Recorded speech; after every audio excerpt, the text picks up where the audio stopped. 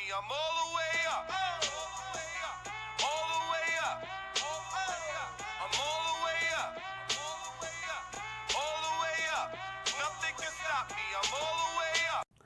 What's up, guys? This is going to be the full card breakdown for UFC Fight Night, Poirier versus Hooker. It's coming up later today, 6 o'clock start time. First fight of the night, we got Jordan Griffin and Yusuf Zalal. This is a fight that I'm looking forward to. Yusuf Zalal looked really good on his debut. Took on Austin Lingo, got the job done. I think it was by decision, but, he looked good all the way through the fight. He almost got the finish a couple times. Lingo was tough, and he was able to, make it to the decision, but you could tell that there was a definite advantage all around for Zalal. Just outclassed him, and in this fight I feel like he's a step above Jordan Griffin as well. Even though Jordan Griffin definitely has the experience, he's going to put the pressure on Zalal. He's going to come to fight, but like I said, based on what I saw in that first fight, I think he might be a bit too much for Griffin, and I think the UFC is probably looking at Zalal for the win here. As far as betting goes on this card, I think this is going to be one of the more popular lines just because it's close to even money, or it was when I put the bet down. And, I think that Zalal should be able to get it done. I'm going to say by TKO in the first round. Next up, we got Sato and Jason Witt. So Jason Witt, late replacement. I don't know how much of a camp that he's had, but, Sato is going to be ready for this fight. Making a debut, short notice, it's probably going to be a tough fight for Witt here. We saw last week, though, guys that are hungry making their debut can get it done. I mean, that was against Frank Camacho, bad weight cut, not necessarily the best fighter around, so a little bit different situation here. But I'm not really that high on Sato. He can struggle with wrestlers as well. So it'll be interesting. I'm not going to be interested in a bet in this fight. I'll go with Sato because he has the full camp and the UFC experience.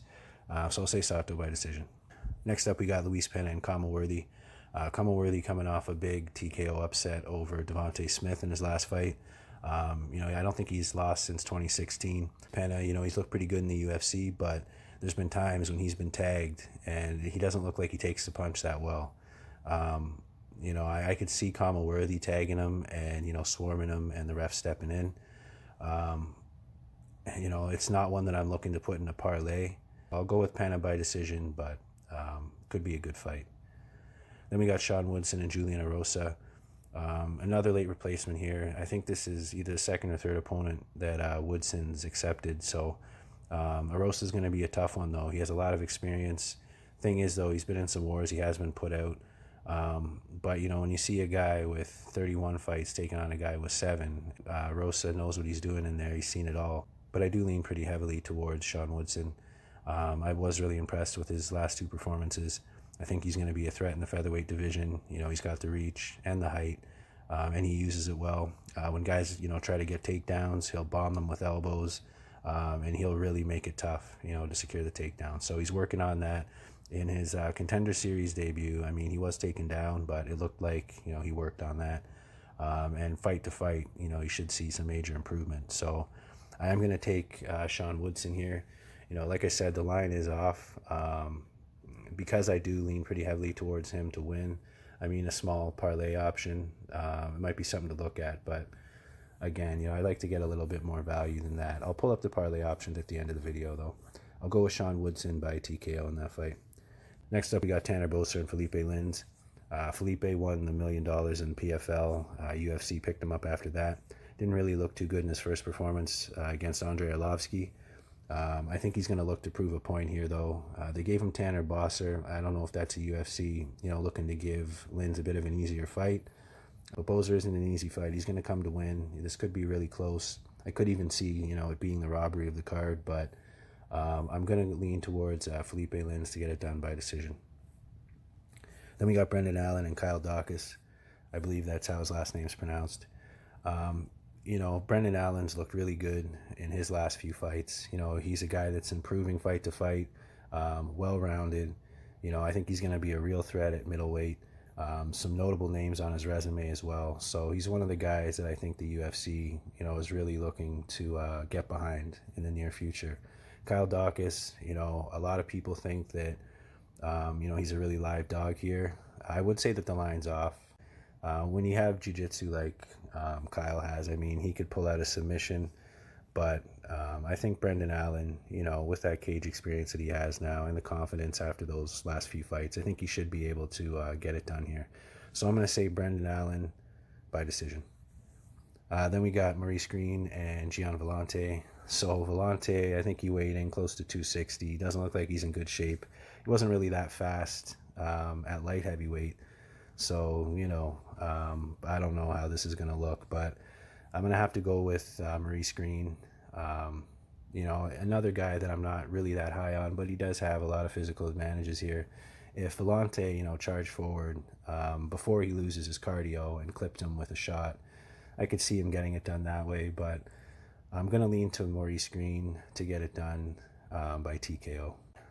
Next up, we got the co-main event, Mickey Gall and Mike Perry. This is a really interesting matchup. Mike Perry's basically abandoned his gym. He's got his 22-year-old girlfriend holding the mitts and going to be the only one in his corner. So, this could be the perfect storm where, a guy like Mickey Gall can pick up a win over Mike Perry. I mean, in his prime, or if he was still training with the camp that he was with, I would pick him here because I think, I could see a TKO where Mike clips him and just finishes him off quick. And that still could happen, but Mickey Gall, if he plays it smart, kind of weathers that early storm. We don't know what Perry's cardio is going to look like. I feel like he thinks he's just going to go in there and get that quick knockout. But if he doesn't, we don't really know what we're going to get. With Mickey Gall up at 3.5, I'm going to go with Mickey Gall as a dog here. There's too many red flags with Mike Perry to be confident. Just on the raw power and things like that, it could carry him through, but I'm going to take Mickey Gall by decision. Then we got the main event, Dustin Poirier and Dan Hooker. This should be a really good fight. I think most of it's going to be contested on the feet. I do think that Dustin Poirier, does have the better stand-up. Might be a situation where Dan Hooker's looking to use a lot more kicks than he normally does. But at the same time, Dustin Poirier is not the type of guy who's going to sit there and eat kicks. He's going to look to be aggressive. He has really good cardio as well. So as this fight goes late, I edge it more and more towards Poirier, but I think he should be able to get it done by decision. I'm going to take him here. Like I said, there's a bet there as well. So I'll pull up the bets now. First bet of the night, Youssef Zalal. And I think a lot of people are going to be on him, based off that first performance.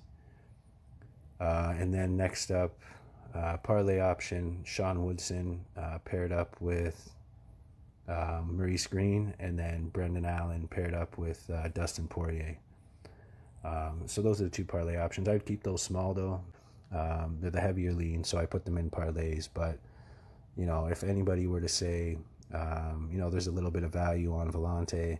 I mean, the way he looked at weigh-in, I would say there's not really, but he has the power and he could catch Maurice Green. Maurice Green's not the best out there. So same with Kyle Daukaus. He's got some skills on the mat as well.